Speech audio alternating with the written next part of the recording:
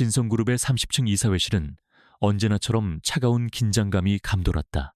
거대한 마호가니 테이블 중앙에 앉은 강태준 회장은 얼음장 같은 시선으로 맞은편의 재무이사를 쏘아보고 있었다. 그의 완벽하게 재단된 다크네이비 슈트는 한치의 흐트러짐도 없었으며 그 모습은 마치 그의 경영 스타일을 대변하는 듯했다. 알디 예산 삭감은 다시 논의할 가치도 없습니다. 미래에 대한 투자를 줄이는 것은 진성그룹의 심장을 스스로 멈추게 하는 행위입니다. 태준의 목소리는 낮고 조용했지만 그 안에 담긴 강철 같은 의지는 회의실의 모든 임원을 압도하기에 충분했다. 그의 말 한마디에 임원들의 표정이 미묘하게 굳어졌다. 바로 그때였다. 묵직한 이중 방음문 너머로 희미하게 소란스러운 소리가 들려오기 시작했다. 처음에는 단순한 웅성거림이었지만 이내 날카로운 여자의 고함 소리와 다급한 발걸음 소리가 섞여들었다. 태준의 미간이 순간적으로 찌푸려졌다. 이 회의실은 진성그룹의 심장부였고 그 어떤 방해도 용납되지 않는 공간이었다. 그는 옆에 대기하고 있던 김 비서실장에게 턱짓으로 신호를 보냈다. 처리해.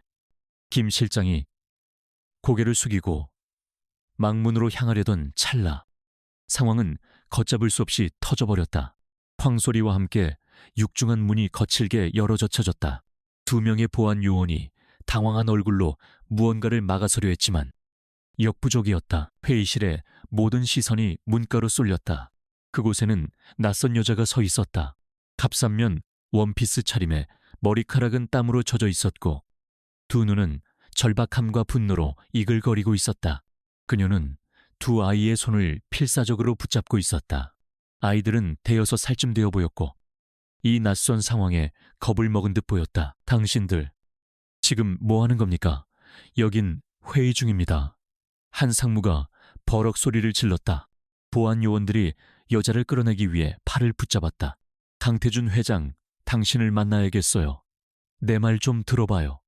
여자는 필사적으로 저항하며 소리쳤다.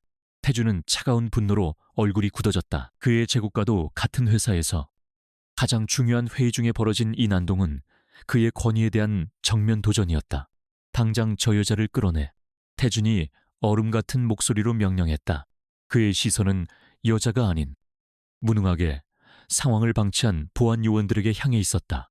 그는 자리에서 일어설 준비를 했다. 하지만 여자는 보안 요원들의 손을 뿌리치며 마지막 힘을 다해 회의실 안쪽으로 몇 걸음 더 들어섰다. 제발, 이건 당신도 관련된 일이에요. 이 아이들을 보세요. 그녀가 절박하게 외치며 자신을 가로막는 테이블을 돌아 태준에게 아이들을 내밀듯이 밀었다. 태준은 짜증과 경멸이 뒤섞인 표정으로 마침내 고개를 돌려 그 침입자들을 정면으로 응시했다. 그는 여자를 향해 무슨 이라고 말하려다 그만 숨이 멎는 듯한 충격을 받았다. 그의 시선은 여자가 아닌 그녀의 양손에 붙들린 2 아이에게 고정되었다. 작은 남자아이와 여자아이, 쌍둥이인 듯 똑 닮은 얼굴. 하지만 태준을 얼어붙게 한 것은 그 둘의 닮음이 아니었다. 그것은 익숙함이었다. 너무나도 익숙해서 비현실적이기까지 한 모습이었다. 그는 자신도 모르게 테이블을 짚으며 몸을 바로 세웠다. 회의실의 모든 소음이 사라졌. 임원들의 웅성거림도, 여자의 절규도, 보안 요원들의 다급한 움직임도 마치 먼 세상의 일처럼 아득해졌. 태준의 세상에는 오직 겁에 질린 채 자신을 올려다보는 그 2 아이의 얼굴만이 존재했다. 아이들의 눈, 쌍꺼풀 없이 날카롭게 찢어진 눈매는 자신의 겉과 놀라울 정도로 흡사했다. 오똑한 콧날과 굳게 담은 입술의 모양, 심지어 화가 난 듯 살짝 찡그린 미간의 표정까지. 태준은 매일 아침 거울 속에서 그리고 매일 저녁 집에서 마주하는 자신의 외아들, 진성그룹의 유일한 후계자인 강하준의 얼굴을 보고 있었다. 아니, 하준이는 지금 학교에 있을 시간이었다. 머릿속이 혼란스러워졌다. 그는 눈을 깜빡이며 다시 한번 아이들을 쳐다봤다. 잘못 본 것이 아니었다.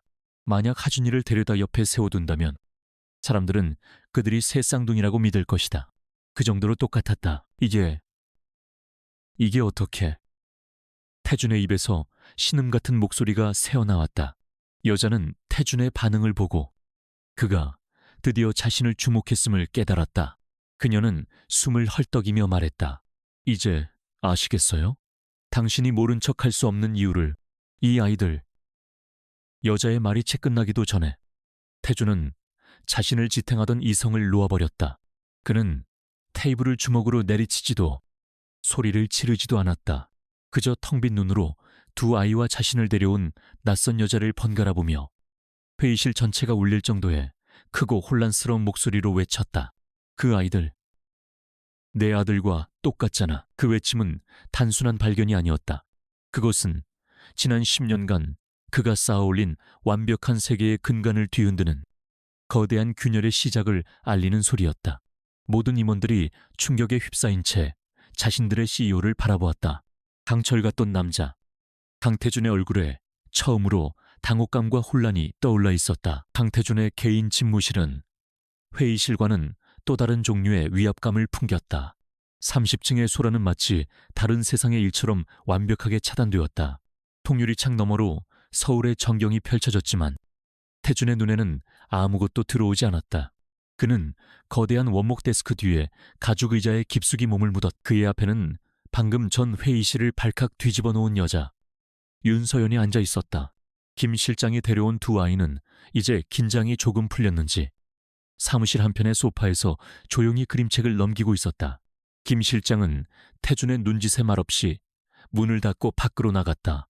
이제 이 공간에는 네 사람뿐이었다. 태준은 몇 분간 아무 말도 하지 않았다. 그는 자신의 감정을 억누르려 했었다. 충격, 분노, 그리고 무엇보다도 지독한 혼란. 그는 손가락 끝으로 책상을 천천히 두드리며 10년 만에 마주한 여자의 얼굴을 뜯어보았다. 세월의 흔적이 있었지만 그 날카로운 눈매는 여전했. 이름. 태준이 마침내 입을 열었다. 그의 목소리는 감정을 싣지 않아 기계처럼 차가웠다. 그는 이 상황을 비즈니스 협상처럼 혹은 위기관리 매뉴얼처럼 다루려 했다. 감정에 휘둘리는 것은 그의 방식이 아니었다. 네.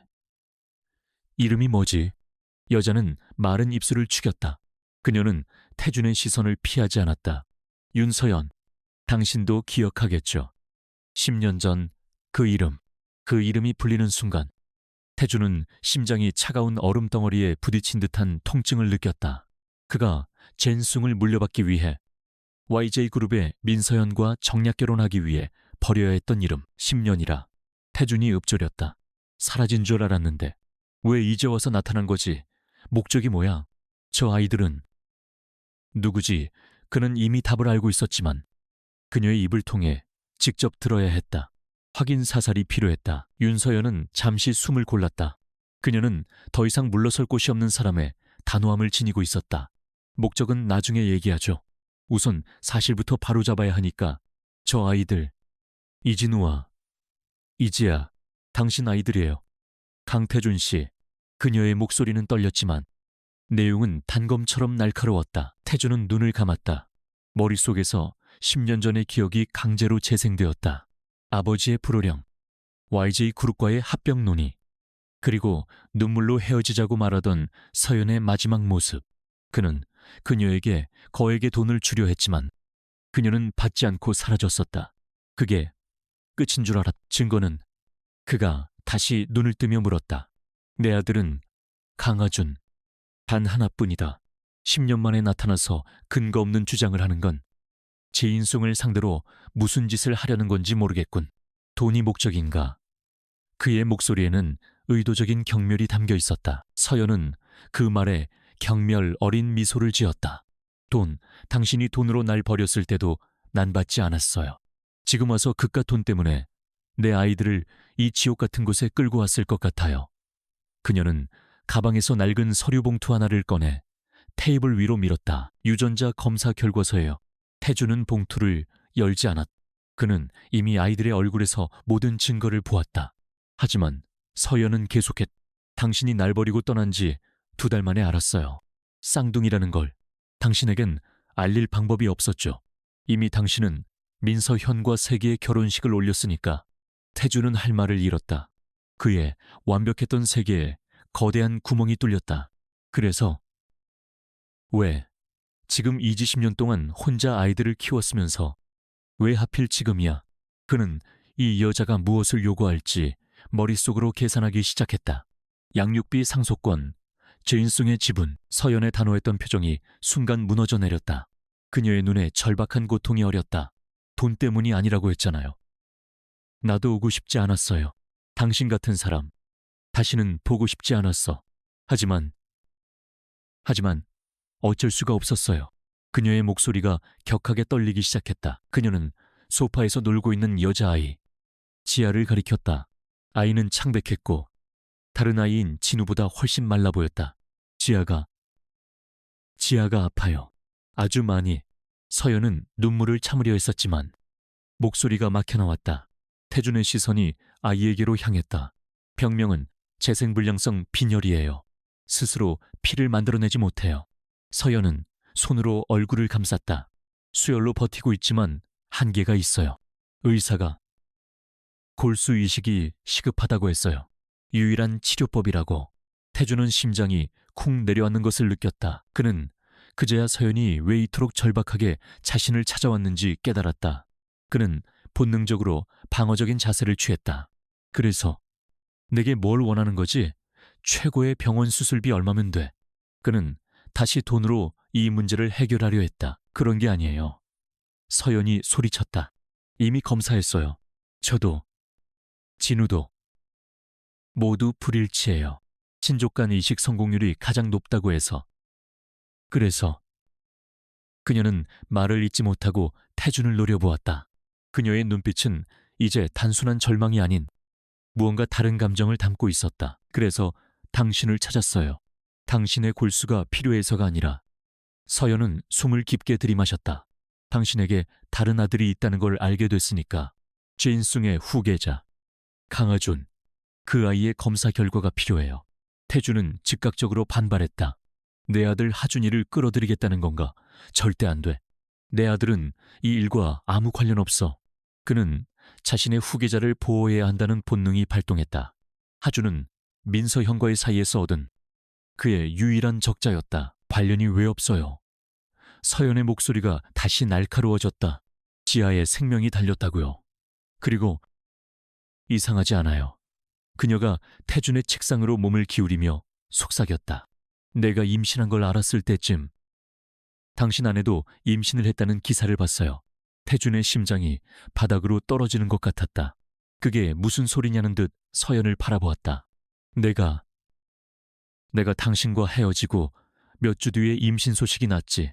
하준이는 조산이었어. 7개월 만에 태어났다고 들었다.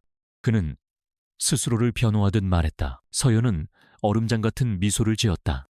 7개월 만에 태어난 아이가 그렇게 건강했다고요. 난 8개월 만에 쌍둥이를 낳았는데도 인큐베이터 신세를 져야 했어요. 그런데 당신 아들 강아주는 내 아이들과 생일이 고작 이틀 차이예요.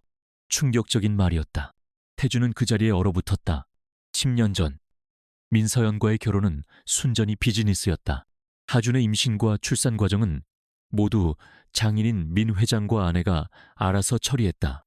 그는 조산하라는 말만 전해 들었을 뿐 바쁘다는 핑계로 병원에 자주 가지도 못했다. 무슨 말을 하려는 거야? 태준의 목소리가 자신도 모르게 떨려 나왔다. 그는 이 여자가 제기하는 끔찍한 가능성을 애써 외면하려 했다. 하지만 이미 의심의 씨앗은 뿌려졌다. 하준과 쌍둥이의 놀랍도록 닮은 얼굴이 그 증거였다. 거짓말 마. 태준이 낮게 으르렁거렸다. 네가 꾸며낸 이야기겠지. 10년 전에 안가품인가 민서연을 공격해서 얻는 게 뭐지? 그는 애써 침착함을 유지하려 했지만 손끝이 차가워지는 것을 느꼈다. 서연의 주장은 그의 세계관 자체를 부정하는 것이었다. 안가품 서연은 허탈하게 웃었다. 내가 지난 10년을 어떻게 살았는지 알아요. 당신은 날 버리고 화려한 제국을 물려받았지만 난 만삭의 몸으로 공장을 전전해야 했어요. 두 아이를 먹여 살리기 위해 하루에 18시간씩 일했어요. 그런 내가 고작 안가품 따위를 위해 여기까지 왔을 것 같아요. 그녀의 눈물 섞인 절규에 태주는 아무 말도 할 수 없었다. 그는 서연을 사랑했었다. 정략 결혼의 희생양이 되기 전까지는 그는 아버지가 그녀를 처리했다고 믿었다. 거액의 위자료를 받고 조용히 사라졌다고. 하지만 지금 눈앞의 여자는 그가 알던 것과는 전혀 다른 진실을 말하고 있었다. 난 당신 아버지 돈 한 푼도 받지 않았어요. 그들이 날 찾아왔을 때 난 이미 임신 3개월이었죠. 그들은 내게 낙태를 종용했어요. 주인숭의 후계자가 될 당신의 앞길을 막는 오점이라면서. 서연의 목소리에 10년 묵은 증오가 서려 있었다. 난 도망쳤어요. 당신에게 짐이 되고 싶지 않았고 무엇보다 내 아이들을 지키고 싶었어요. 그래서 당신이 날 찾을 수 없는 곳으로 숨어버렸죠. 그렇게 10년을 버텼어요. 당신 없이도, 아니, 당신 같은 사람 없이도 우린 행복할 수 있다고 믿었어요. 태주는 가슴을 무언가가 짓누르는 듯한 고통을 느꼈다. 그가 외면했던 과거의 진실이 날카로운 파편이 되어 그를 찔렀다. 그런데 왜 병원에서는 나에게 연락하지 않았지? 그가 이해할 수 없다는 듯 물었다. 연락했죠. 서연이 잘라 말했다. 지아의 상태가 심각해지고 골수은행에서 일치자를 찾지 못했을 때 마지막 지푸라기라도 잡는 심정으로 제인송 그룹 비서실에 연락했어요. 윤서연이라고. 10년 전 당신을 만났던 사람이라고. 아이가 아프다고. 하지만 그녀는 태준을 격렬하듯 쳐다봤다. 돌아온 대답은 회장님은 그런 사람 모른다는 말뿐이었어요.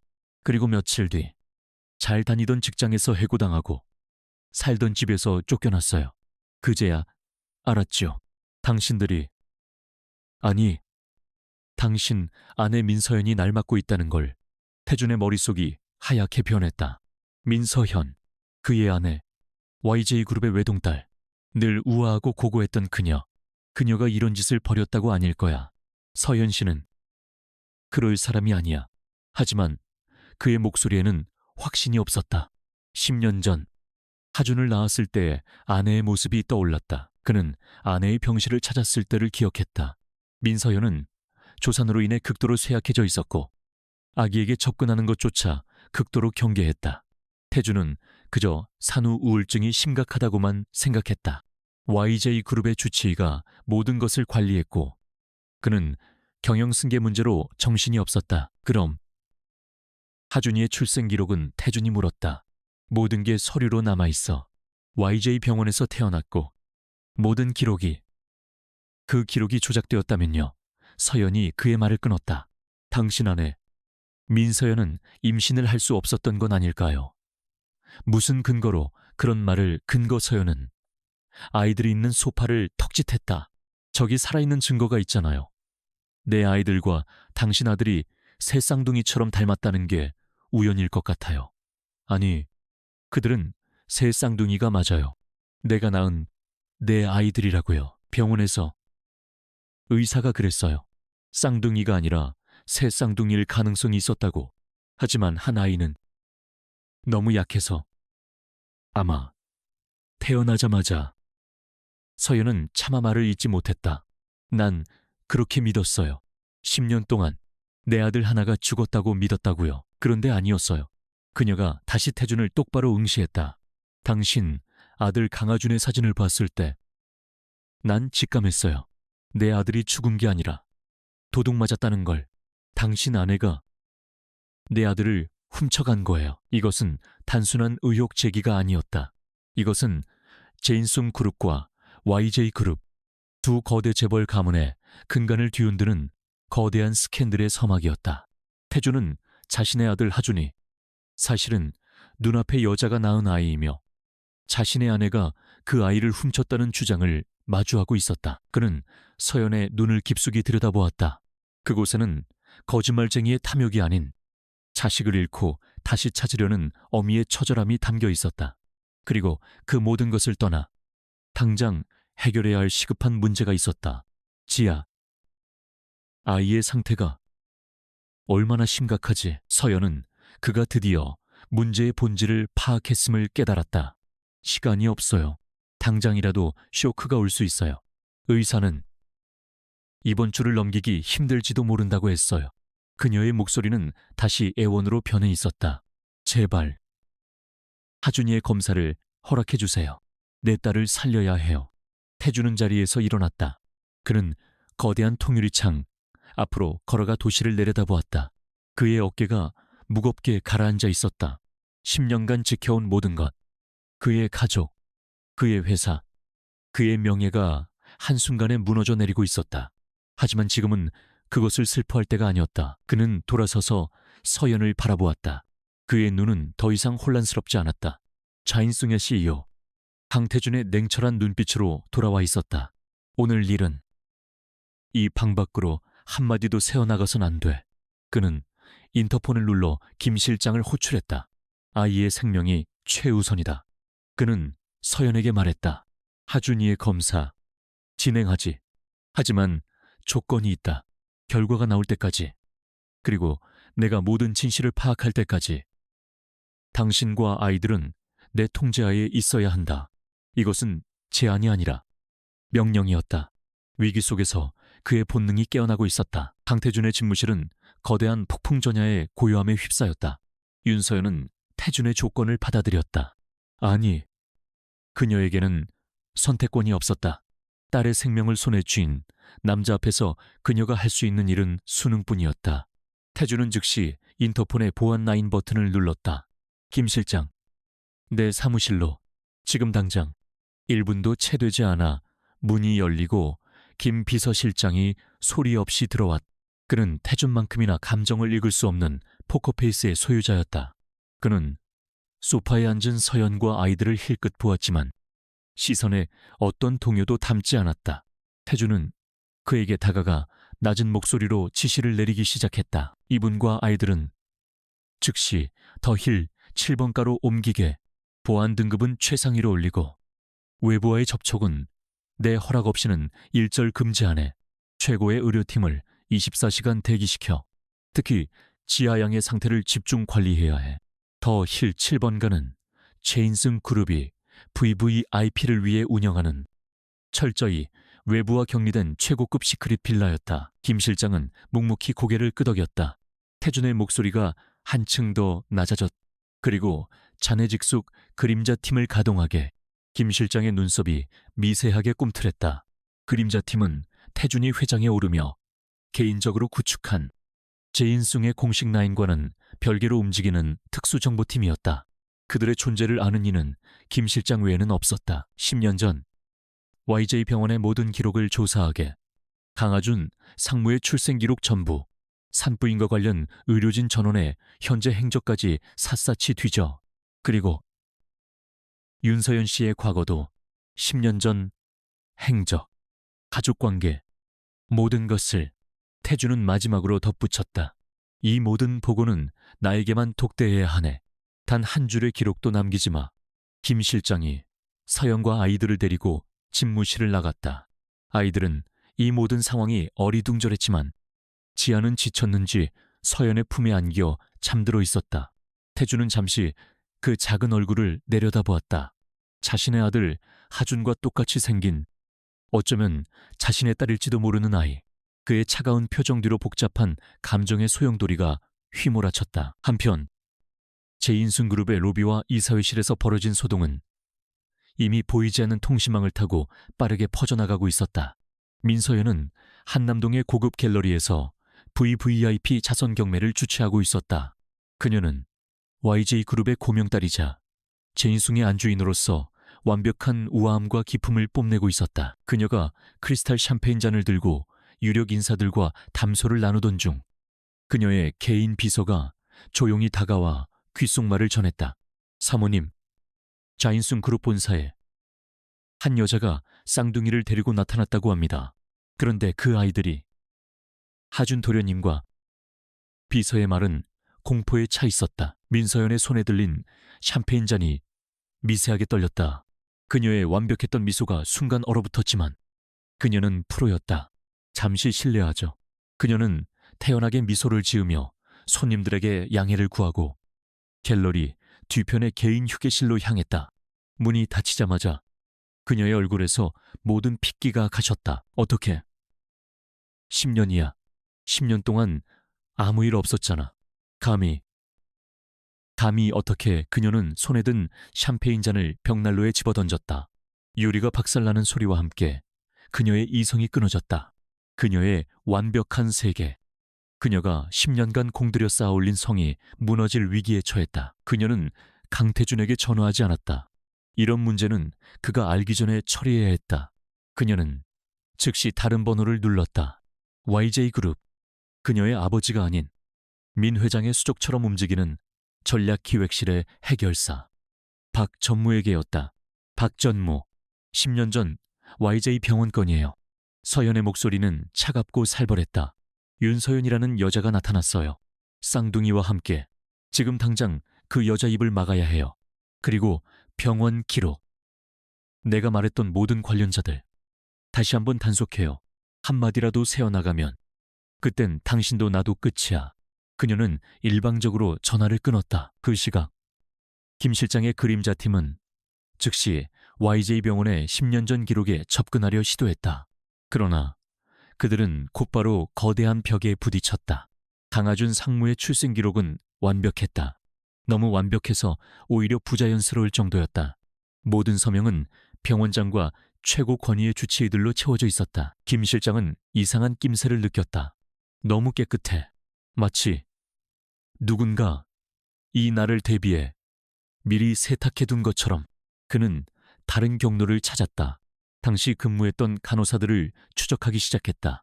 하지만 그들 대부분은 이미 병원을 그만두었거나 연락이 두절된 상태였다. 한 명의 퇴직 간호사와 겨우 연락이 닿았다. 그녀는 처음에는 당시 상황에 대해 이야기할 것처럼 보였다. 강하준 아기요. 그때 참 이상한 일이 많았죠. 사모님께서. 그녀가 무언가 결정적인 말을 하려던 순간 전화기 너머로 누군가 현관문을 두드리는 소리가 들렸다. 그녀는 겁에 질린 목소리로 누구세요? 라고 외쳤고 이내 다급하게 속삭였다. 잘못 걸었어요. 전 아무것도 몰라요. 다시는 전화하지 마세요. 전화는 그렇게 끊겼다. 김 실장이 다시 걸었지만 전화기는 꺼져 있었다.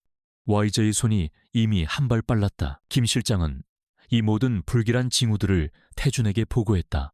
YJ 병원의 10년 전 산부인과 병동 책임자였던 의사는 장기 해외 학회 참석을 이유로 출국한 상태였고 수간호사는 퇴직 후 캐나다로 이민을 떠났으며 연락 가능한 하급 간호사들은 하나같이 기억나지 않는다는 말만 앵무새처럼 반복했다. 태준은 서재에서 보고를 받으며 차갑게 식은 커피잔을 내려놓았다.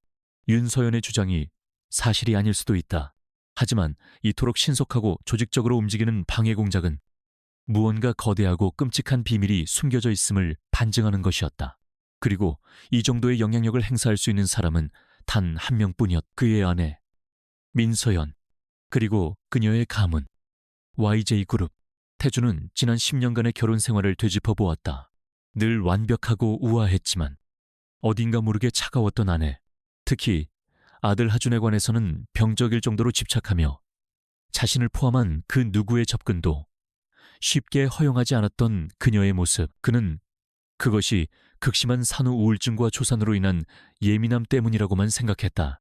YJ그룹의 주치의는 절대 안정이 필요하다는 말만 반복했고 지인숭의 경영권을 막 물려받은 태준은 그 모든 것을 아내와 처가에 일임했었다. 그것이 실수였다. 같은 시각 민서연은 YJ그룹 소유의 한적한 별장에서 10년 전 YJ 병원장이었던 최 원장을 만나고 있었다. 최 원장은 불안한 듯 손을 비비고 있었다. 사모님, 이게 도대체 10년이나 지났는데. 서연은 얼음장 같은 눈으로 그를 쏘아보았다. 원장님 아들, 이번에 MIT 박사과정 들어갔다면서요. 탄따님은 런던에서 갤러리 준비 중이고 그 모든 게 누구 돈으로 가능했는지 잊으신 건 아니겠죠. 그녀의 목소리에는 노골적인 협박이 담겨 있었다. 윤서연이라는 여자가 나타났어요. 원장님이 처리했던 그 여자, 최 원장의 얼굴이 하얗게 질렸다. 그때 분명히 아기 하나는 닥쳐요. 서연이 날카롭게 소리쳤다.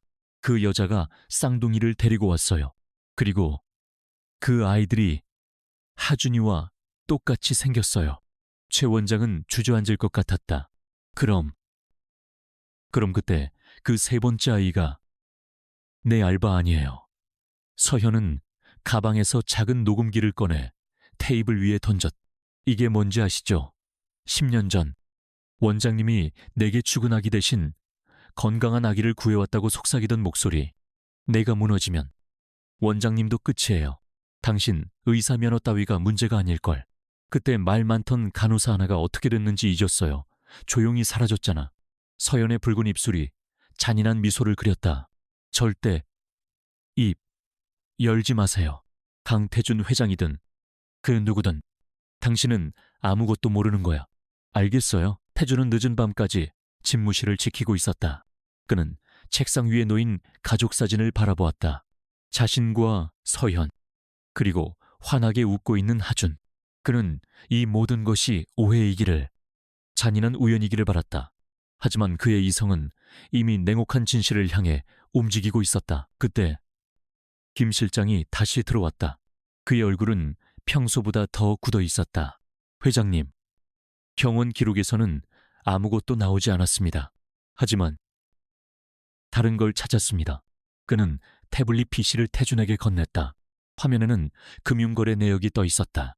10년 전 윤서연 씨가 사라진 직후 YJ그룹과 연결된 유령 회사에서 거액의 현금이 인출되었습니다.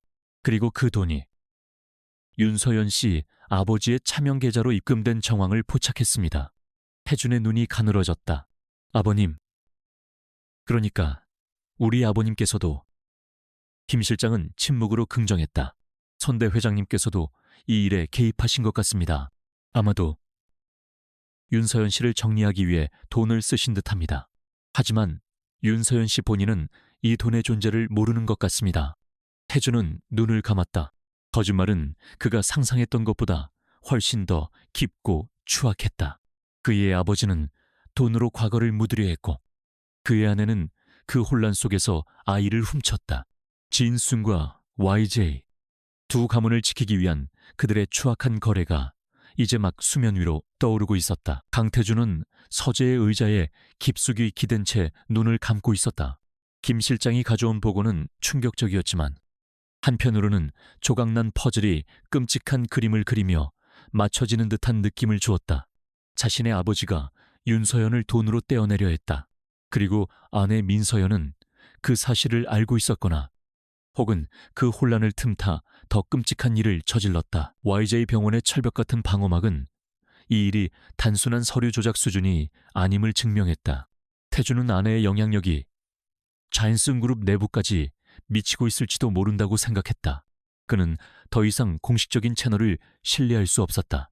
진승의 법무팀도, 심지어 일부 이사진조차도 YJ그룹과 복잡하게 얽혀 있었다.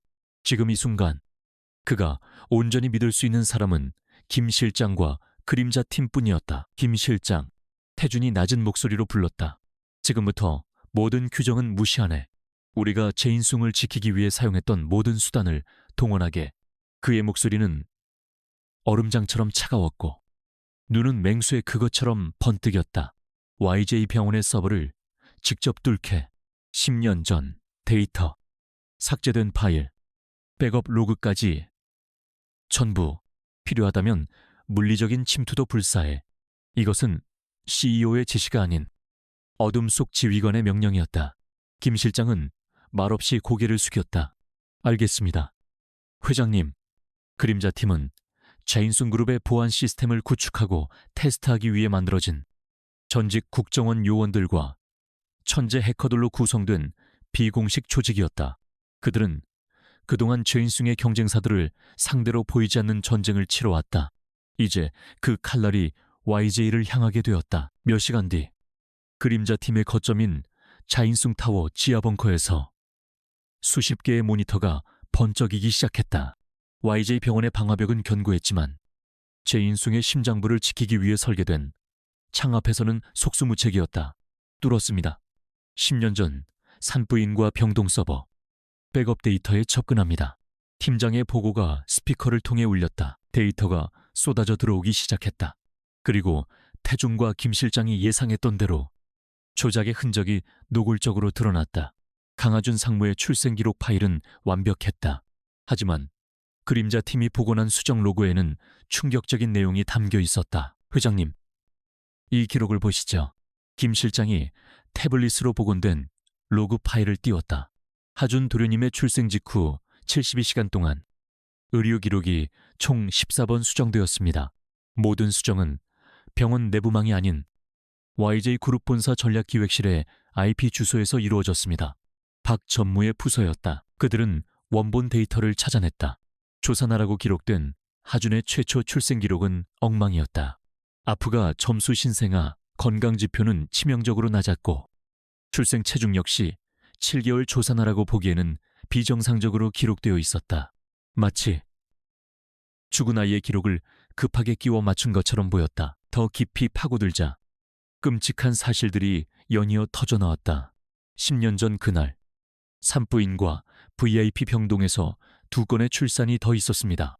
하나는 민서연 사모님, 그리고 다른 하나는 신원불명의 산모였습니다. 김 실장의 목소리가 무겁게 가라앉았다. 그리고 그 신원불명의 산모 기록은 완전히 삭제되었습니다. 서버에서 존재 자체가 지워졌습니다. 윤서연, 태주는 그 이름을 떠올렸다. 그녀가 바로 그 신원불명의 산모였을 것이다. 민서연은 같은 날 혹은 비슷한 시기에 아이를 낳았다. 하지만 그 아이는 아마도 건강하지 못했거나 최악의 경우 사산되었을 가능성이 높았다. 태준의 등줄기에 식은땀이 흘렀다. 관련자들을 다시 추적해 태준이 명령했다. 캐나다로 이민 갔다던 수간호사 박선영, 다시 확인해. 그림자 팀은 이미 그 작업을 진행 중이었다. 캐나다 이민국 기록에 박선영이라는 이름은 존재하지 않았다. 그들은 그녀의 금융 기록을 역추적했다. 그녀는 캐나다가 아닌 서울 근교의 한 요양병원에 숨어 있었다. YJ그룹이 세운 유령재단이 운영하는 곳이었다. 다른 간호사는 당시 분만실에 함께 있었던 보조 간호사 김미영. 10년 전 하준 도련님 출생 6개월 후 춘천행 고속도로에서 빗길 교통사고로 사망했습니다. 사고 기록은 단순 졸음운전으로 종결되었습니다. 하지만 당시 사고 현장에 가장 먼저 도착한 견인차 업체가 YJ건설의 하청업체 소속이었습니다. 우연이라고 하기엔 너무나도 정교하게 짜인 각본이었다. 태주는 눈을 감았다. 간호사들은 입막음을 당하거나 제거되었다. 의혹은 이제 확신이 되어 태준의 숨통을 조였다. 그의 분노는 아내에 대한 배신감을 넘어섰다. 이것은 인간의 도리를 저버린 범죄였다. 마지막 결정타가 날아왔다. 그림자 팀이 민서연의 개인 자금 흐름을 추적하는데 성공했다. YJ그룹의 자금이 아닌 그녀가 결혼 전부터 개인적으로 관리하던 스위스 은행의 비밀 계좌였다. 찾았습니다. 해커의 목소리가 흥분으로 떨렸다. 하준 도련님, 출생 신고 3일 후 민서연 사모님의 개인 계좌에서 50억 원이 인출되었습니다. 이 돈은 여러 개의 차명 계좌를 거쳐 최종적으로 당시 YJ 병원장이었던 최 원장의 페이퍼 컴퍼니로 입금되었습니다. 50억. 그것은 단순한 감사의 표시가 아니었다. 그것은 영원한 침묵의 대가이자 돌이킬 수 없는 범죄의 계약금이었다. 태주는 더 이상 앉아있을 수 없었다. 그는 천천히 일어나 집무실의 거대한 유리창 앞으로 걸어갔다. 서울의 야경이 화려하게 빛나고 있었지만 그의 눈에는 그저 추악한 욕망이 들끓는 거대한 감옥처럼 보였다. 그의 아들 하준, 그가 10년간 사랑으로 키운 아이, 자인숭의 후계자. 그 아이는 민서연의 아들이 아니었다. 그는 윤서연의 아들이었고 어쩌면 그녀가 말한 세 쌍둥이 중 한 명일 가능성이 높았다. 민서연은 자신의 죽은 아이 대신 살아있는 서연의 아이를 훔쳤다. 의심은 이제 차가운 공포가 되어 태준의 심장을 올감했다. 그는 단순한 불륜이나 숨겨진 아이의 문제가 아니라는 것을 깨달았다. 그는 지금 거대한 범죄 카르텔의 중심에 서 있었다. 그리고 그 카르텔의 핵심에는 자신의 아내와 처가인 YJ그룹이 있었다. 태준은 주먹을 세게 쥐었다. 손톱이 손바닥을 파고드는 고통이 그의 이성을 더욱 날카롭게 만들었다. 그는 더 이상 남편으로서 이 문제를 해결할 수 없었다. 그는 제인숭의 CEO로서 그리고 무엇보다도 새아이의 아버지로서 이 전쟁을 준비해야 했다. 김 실장, 태준이 돌아보지 않고 말했다. 더힐 7번가의 보안을 2배로 강화하게. 내 허락 없이는 개미새끼 한 마리도 드나들 수 없게 해. 그리고 그림자 팀에게 YJ의 모든 것을 감시하라고 전하게. 민서현, 박전무, 최 원장. 그들의 모든 움직임을. 그는 휴대폰을 들어 익숙한 번호를 눌렀다. 아들 하준이 기숙사에서 주말을 맞아 집으로 돌아올 시간이었다. 그는 아들의 목소리를 들어야 했다. 자신의 진짜 아들의 목소리를. 더힐 7번가. 자인슨 그룹의 VVIP만을 위한 비밀스러운 안식처는 이제 숨막히는 긴급 의료 구역으로 변해 있었다. 강태준은 빌라의 거실에 급조된 무균실 유리 너머로 창백하게 잠든 이지아를 내려다보았다. 아이의 가느다란 팔에는 여러 개의 링거 라인이 꽂혀 있었고 모니터에는 위태로운 생명 신호가 깜박였다. 쇼크 상태가 언제 다시 올지 모릅니다. 백혈구 수치가 임계치 이하로 떨어졌습니다. 제인숭 병원에서 급파된 최고의 혈액종양 전문의가 태블릿을 넘기며 보고했다. 수혈로 버티는 것도 한계입니다. 회장님, 지금 당장 적합한 골수 기증자를 찾지 못하면. 의사는 차마 말을 잇지 못했다. 시간이 없었다. 태준은 주먹을 꽉 쥐었다. 그림자 팀의 보고로 민서연의 범죄를 확신하게 되었지만 그 분노를 터뜨리는 것보다 시급한 일이 눈앞에 있었다. 그는 의사를 물리고 무균실 엽관이 침대에서 쪽잠을 자던 윤서연에게 다가갔다. 그녀는 인기척에 부스스 눈을 떴다. 그녀의 눈은 며칠 만에 공포와 절망으로 움푹 패여 있었다. 당신, 알아냈어요. 당신 아내가, 하준이가. 그녀의 목소리는 갈라져 있었다. 그녀는 태준이 단순히 검사를 위해 온 것이 아님을 직감했다. 태준의 얼굴에는 지난번의 혼란 대신 차가운 확신이 서려 있었다. 태준은 대답 대신 서류 봉투를 내밀었다. 내가 동원할 수 있는 세계 최고의 병원들입니다. 미국, 독일. 어디든 당장 전용기를 띄울 수 있어. 최고의 의료진이 대기할 거요. 그는 마지막 순간까지 이성적인 해결책, 돈과 권력으로 가능한 최선을 제시하려 했다. 윤서연은 그 서류를 쳐다보지도 않았다. 그녀는 고개를 저었다. 필요 없어요. 난 이미 말했어요. 내 딸을 살릴 수 있는 건 당신의 돈이나 병원이 아니에요. 그녀는 유리를 사이에 둔 딸을 애처롭게 바라보았다. 하준이에요. 내 아들. 그리고 지아의 형제. 그 아이의 골수가 필요해요. 그녀의 눈빛은 더 이상 애원이 아니었다. 그것은 진실을 아는 자의 확고한 요구였다. 태준은 잠시 눈을 감았다. 그는 이미 진실을 알고 있었다. 이 여자의 주장이 맞다는 것을, 하준이 역시 그녀의 아들이라는 것을. 그는 서연을 바라보며 나지막이 말했다. 알고 있어, 하준이. 우리 아들 말이여. 서연의 눈이 커졌. 그 한마디에 모든 것이 담겨 있었다.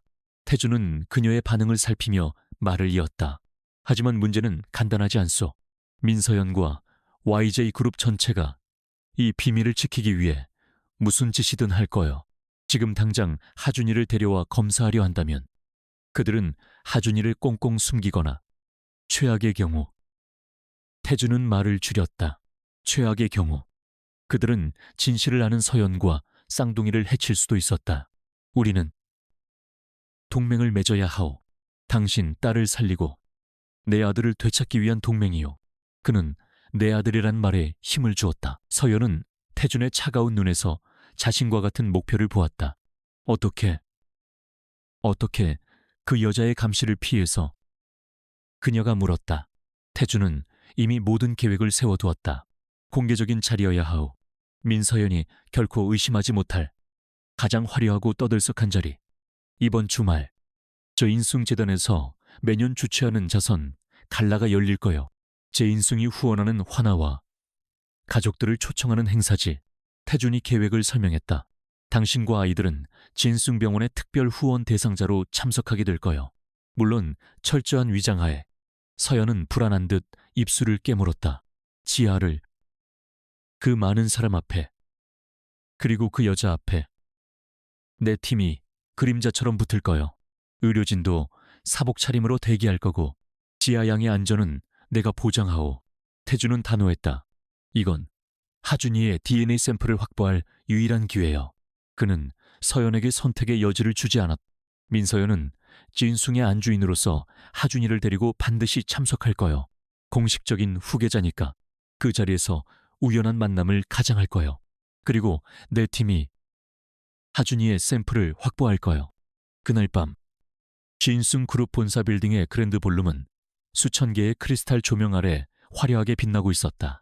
정재계 인사들과 유명인들이 모여들었고 플래시가 연신 터졌다. 강태준은 무대 위에서 완벽한 미소로 재단의 성과를 연설하고 있었다.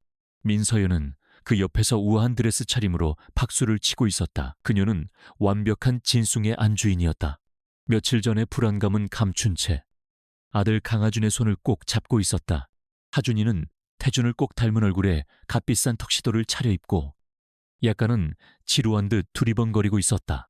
서연은 태준이 자신을 의심하고 있음을 직감했지만 이 자리는 그녀의 무대이기도 했다. 연설이 끝나고 리셉션이 시작되었다. 태준은 민서연에게 후원 가족들에게도 인사를 해야지라며 자연스럽게 그녀와 하준을 데리고 볼룸의 한쪽 구석으로 향했다. 그곳에는 다른 화나 가족들과 함께 말끔하게 차려입은 윤서연과 쌍둥이가 앉아 있었다. 지아는 휠체어에 앉아 있었지만 의료진의 처치로 잠시 안정을 찾은 상태였다. 태준이 그들 앞에 멈춰 섰다. 어려운 걸음 해주셨군요. 이 아이는 그가 말을 꺼내는 순간 민서연의 시선이 쌍둥이에게로 향했다. 그리고 그녀의 얼굴이 하얗게 굳어버렸다. 그녀는 숨을 들이켰다. 자신의 아들 하준과 거울처럼 똑같이 생긴 두 아이. 하준이 역시 눈이 휘둥그레졌다. 그는 자신과 똑같이 생긴 남자아이 진우를 바라보았다. 아빠.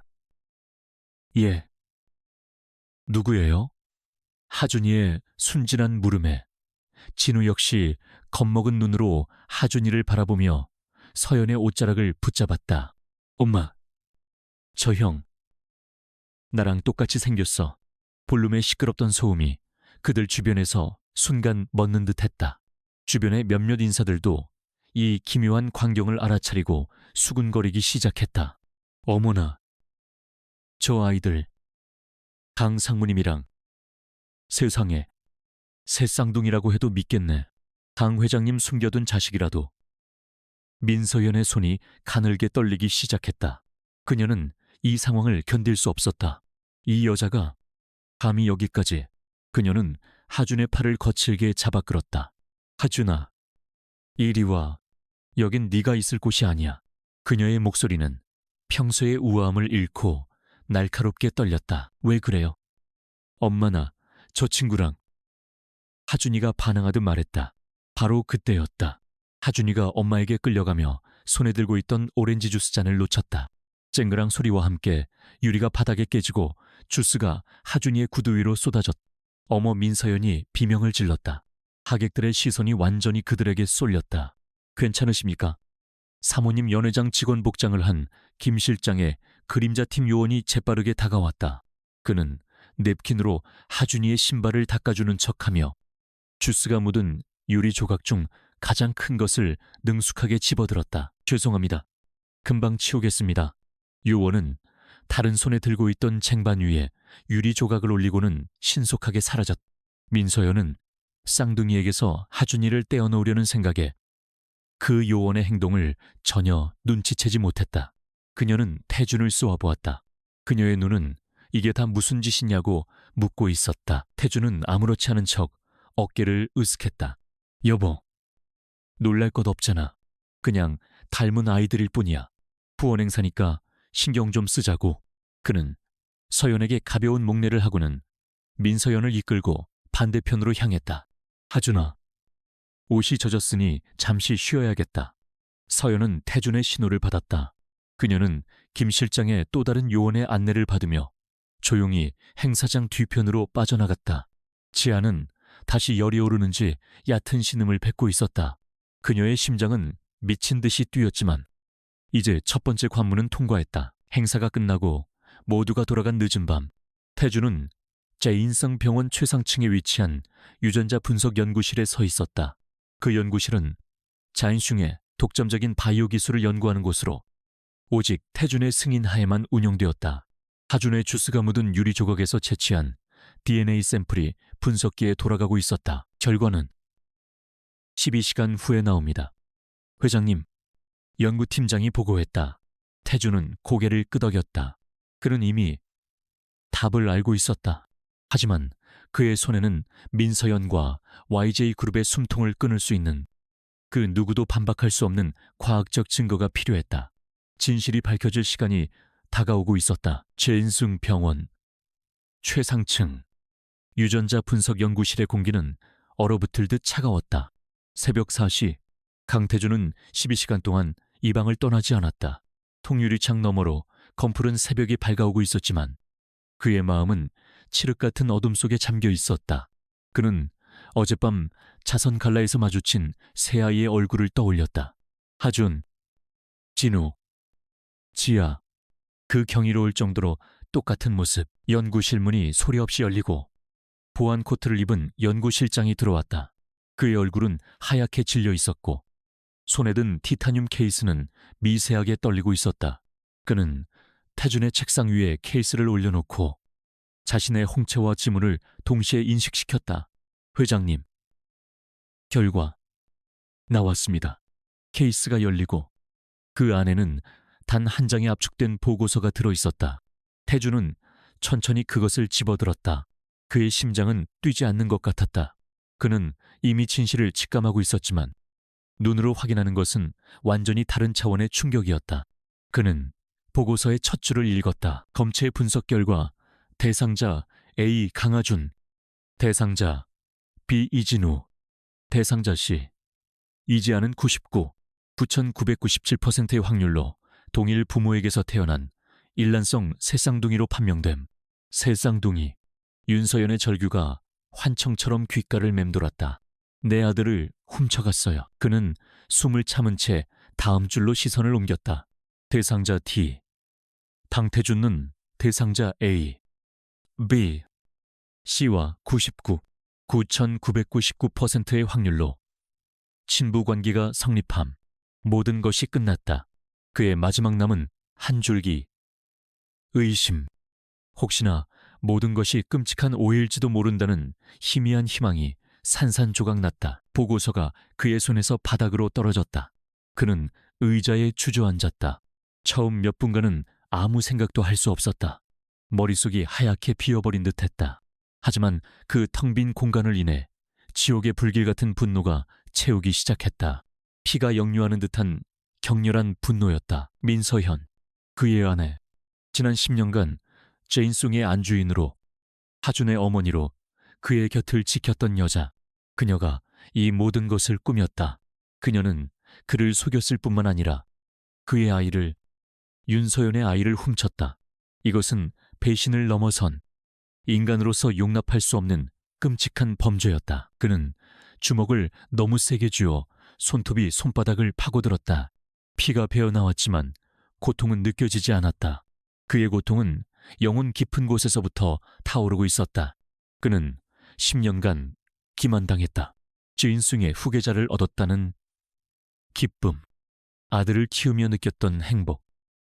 그 모든 것이 거짓과 범죄 위에 세워진 신기루였다. 그의 분노는 곧바로 자신을 향한 혐오와 죄책감으로 이어졌다. 윤서연, 그는 그녀를 지켜주지 못했다. 제인숭을 위한 정략 결혼이라는 명분 아래 그는 임신한 그녀를 버렸다. 그녀가 홀로 새 쌍둥이를 출산하고 그중 하나를 빼앗기고 남은 두 아이를 데리고 지난 10년간 어떤 삶을 살았을지 상상조차 되지 않았다. 그는 자신의 화려했던 지난 10년을 떠올렸다. CEO로 취임하고 자인숭을 최고의 자리에 올려놓고 세상의 찬사를 받았다. 그 모든 순간 윤서연은 지옥 속을 헤매고 있었을 것이다. 그리고 지아, 그의 딸은 지금 죽어가고 있었다. 이 모든 비극의 시작은 바로 자신이었다. 그때였다. 10년 전 YJ 병원에서의 기억이 안개처럼 피어올랐다. 아니, 안개가 거치듯 선명하게 되살아났다. 조산이라며 유난히 소란스러웠던 VIP 병동, YJ그룹 소속 의료진들이 철통같이 병실을 지키고 있었다. 장인인 민 회장은 그의 어깨를 두드리며 산모가 예민하니 자네가 이해하기라고 말했다. 아기가 너무 약해요. 빛도 소리도 안 돼요. 제발 그냥 나가주세요. 민서연은 인큐베이터 근처에 그가 접근하는 것조차 막으며 히스테릭하게 울부짖었다. 그녀는 태준을 포함한 그 누구에게도, 심지어 시아버지인 선대 회장에게조차 아이를 제대로 보여주지 않았다. 태준은 그 모든 것을 극심한 산후 우울증과 조산아에 대한 극도의 예민함이라고만 생각했다. 그는 진숭의 경영권을 막 물려받은 혼란스러운 시기였기에 아이와 아내에 관한 모든 것을 YJ병원과 처가에 일임했다. 그것이 그의 인생 최대의 실수였다. 그것은 우울증이 아니었다. 그것은 진실이 탄로날까 두려워하는 범죄자의 발악이었다. 그녀는 태준이 아이를 자세히 들여다볼까봐 두려웠던 것이다. 7개월 조산아라고 하기엔 너무나 건강했던 아이, 혹은 윤서연의 흔적이 남아있을까봐 두려웠던 것이다. 모든 조각이 맞춰졌다. 윤서연이 임신한 채 사라졌다. 민서연은 비슷한 시기에 아이를 낳았지만 아마도 아이는 사산되었거나 건강에 치명적인 문제가 있었을 것이다. YJ그룹은 제인순과의 결합을 공고히 하고 그룹의 후계자를 자신들의 손에 넣기 위해 때마침 새 쌍둥이를 낳은 윤서연의 아이 하나를 훔쳤다. 짐승만도 못한 것들. 태준의 입에서 낮은 신음이 새어나왔다. YJ그룹과 민서연은 단순히 아이를 훔친 것이 아니었다. 그들은 진숭의 후계자 자체를 날조했다. 그들은 10년간 하준이를 인질로 삼아 제인숭 그룹 내부에 자신들의 영향력을 심어왔을 것이다. 그는 하준을 떠올렸다. 그가 10년간 아들로 알고 키운 아이. 하준 역시 이 끔찍한 범죄의 가장 큰 피해자였다. 친어머니의 존재도 모른 채 자신을 납치한 유괴범을 어머니라 부르며 자라왔다. 태준은 가슴이 찢어지는 듯했다. 분노와 별개로 하준에 대한 아버지로서의 사랑은 여전히 그의 안에 남아있었다. 그는 더 이상 한순간도 지체할 수 없었다. 그는 자리에서 벌떡 일어났다. 그의 눈에서 모든 혼란과 죄책감이 사라졌다. 그 자리에는 오직 진숭 그룹의 총수, 강태준의 차갑고 무자비한 결단력만이 남았다. 이제 이것은 진실을 밝히는 것을 넘어선 전쟁이었다. 연구실장, 태준이 불렀다. 이 보고서는 당신과 나 한둘만 아는 걸세. 지금 당장 지아양과 하준군의 골수 조직 적합성 검사를 최고 속도로 진행하게. 24시간, 아니 12시간 안에 결과를 내. 그는 연구실을 나서며 김 실장에게 전화를 걸었다. 김 실장, 나 강태준이네. 지금부터 비상사태다. 그의 목소리는 강철처럼 차가웠다. 첫째, 더힐 7번가의 보안 등급을 전시 상황에 준하는 알파 등급으로 격상하게. 윤서연 씨와 아이들은 내 목숨과도 같아. 그 어떤 위협도 허용하지 않네. 둘째, 하준이가 있는 본가로 그림자팀 최고의 요원들을 보내게. 민서연 모르게. 하준이를 24시간 밀착 감시해야 해. 그녀가 하준이를 데리고 해외로 도피할 가능성을 배제할 수 없어. 하준이 역시 내 아들이고 우리가 구해야 할 피해자야. 태준은 엘리베이터에 오르며 말을 이었다. 셋째, 그림자팀 전원에게 YJ그룹을 상대로 한 전면전을 지시하게. 10년 전 YJ병원 관련자들 전원, 최 원장, 박선용 수간호사, 필요하다면 납치를 해서라도 내 앞에 데려와. 그들의 입에서 진실을 뜯어내야겠네. 마지막으로 민서현과 YJ그룹의 모든 자금줄을 추적하고 그들의 모든 약점을 보고하게. 그들이 10년간 나를 속이고 내 아이들을 기만한 대가로 무엇을 치러야 하는지 뼈저리게 느끼게 해줄 걸세. 이제 사냥 시간이다. 그는 전화를 끊고 1층 로비로 내려섰. 지옥의 문이 열렸다. 강태준이 본가를 떠난 지 48시간이 흘렀다. 민서연은 한남동 저택의 개인 서재에서 미친 듯이 전화를 돌리고 있었다. 그녀의 완벽하게 관리된 얼굴은 분노와 초조함으로 일그러져 있었다. 최 원장은 연락 두절이었고 박전무의 전화는 꺼져 있었다. 그녀가 심어둔 체인상 내부의 스파이들조차 묵묵부답이었다. 그녀의 손에 들린 태블릿에는 YJ 병원 서버가 외부에서 해킹당했다는 긴급 보고가 떠 있었다. 강태준, 그녀의 남편이 감히 자신의 제국에 칼을 꽂은 것이다. 차선 갈라에서 마주친 그 쌍둥이. 그 모든 것이 강태준이 파놓은 함정이었다. 그는 이미 모든 것을 알고 있었다. 감히 내까지 깨날 건드려 서현은 헛웃음을 터뜨렸다. 그녀는 더 이상 착한 아내, 우아한 젠숭의 안주인을 연기할 필요가 없었다. 그녀는 YJ 그룹민 회장의 딸, 민서현이었다.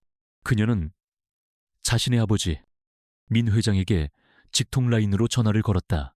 그녀의 목소리는 분노로 떨리고 있었다. 아버지, 강태준이 알아냈어요. 그녀의 목소리는 얼음장처럼 차가웠다. 감정에 호소할 시간이 없었다. 10년 전 일, 하준 일 말이에요. YJ 서버까지 털었어요. 이제 전쟁이에요. 민 회장의 침묵은 짧았지만 무거웠다. 그는 딸의 실수가 어떤 파장을 몰고 올지 즉각적으로 계산하고 있었다. 수화기 너머로 민 회장의 굵직한 목소리가 들려왔다. 그래서 그 계집과 아이들은 처리하지 못했나. 그의 목소리에는 딸에 대한 실망감이 묻어났다. 강태준이 먼저 선수쳤어요. 어딘가에 숨겨뒀겠죠. 하지만 그게 중요한 게 아니에요. 지인숭을 쳐야 해요. 지인숭을 민 회장이 되물었다. 네. 강태준이 진실을 폭로하기 전에 우리가 먼저 주인숭을 무너뜨려야 해요. 주인숭을 집어삼키면 강태준이 가진 DNA 증거 따위는 아무 힘도 쓰지 못해요. 그 애비처럼 돈과 권력 앞에 무릎 꿇게 만들어야죠. 서연의 눈이 잔인하게 빛났다. 민 회장은 잠시 생각에 잠겼다. 지인숭을 적대적으로 인수하는 것은 YJ로서도 엄청난 출혈을 감수해야 하는 일이었다. 하지만 딸의 범죄가 세상에 알려지는 순간 YJ 그룹 전체가 무너질 수도 있었다. 좋다. 내일 아침 이사회를 소집하지. YJ의 모든 역량을 동원하겠다. 네가 시작한 일이니 네가 마무리해라. 24시간도 채 지나지 않아. 금융시장이 요동치기 시작했다. YJ그룹과 연계된 해외 투자 펀드들이 자인상그룹의 주식을 공개적으로 매집하기 시작했다. 이것은 노골적인 적대적 인수 합병 시도였다. 지인숭의 주가는 비정상적으로 폭등하며 경영권 방어에 빨간불이 켜졌다. 동시에 제인숭의 이사회가 흔들리기 시작했다. YJ그룹과 얽혀있던 이사들이 일제히 강태준의 경영 방식에 의문을 제기하며 임시 주주총회 소집을 요구했다. 자인숭의 핵심 부품 공급을 담당하던 YJ화학은 내부 사정을 이유로 돌연 공급 중단을 통보했다. 자인숭의 생산 라인이 멈출 위기에 처했다. 강태준은 자신의 집무실에서 이 모든 보고를 받고 있었다. 민서연의 반격은 예상보다 훨씬 빠르고 거셌다. 그녀는 제인숭의 숨통을 사방에서 조여오고 있었다. 하지만 태준은 동요하지 않았다. 그는 이 모든 것을 예상하고 있었다. 김 실장, 플랜 B를 가동하게. 우리가 준비한 것들을 시장에 풀 때가 됐어.